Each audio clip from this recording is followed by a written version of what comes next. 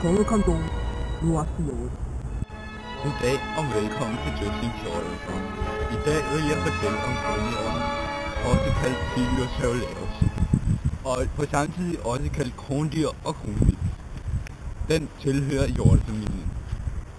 Hold da kæft, mand! Sådan en har jeg sprøjtet se før.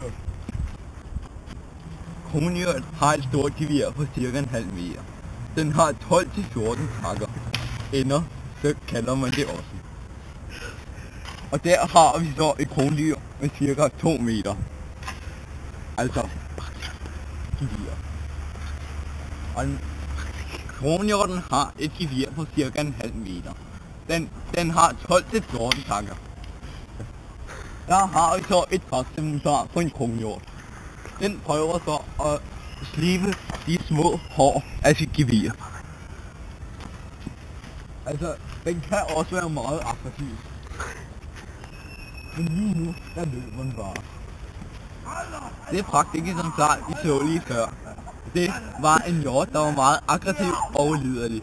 Det er de i voldsmørter. For eksempel er artsemplaret lige der.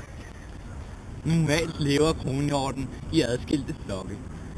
En hund kaldes for eksempel en hind og ungdyrens kalve. Her ser I et meget sjældent eksemplar af ungdyrens kalve. Den er meget liderlig og ekstremt sur. I Nordamerika findes arten Bakti. Den henrettes det samme slægt som dem vi har hjemme i Danmark.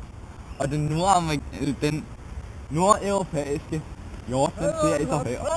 Den er som kaldt hvid i dansk skin. Her ses den nordamerikanske Bakti. Den minder meget om mere, fordi den nemlig er sort i huden.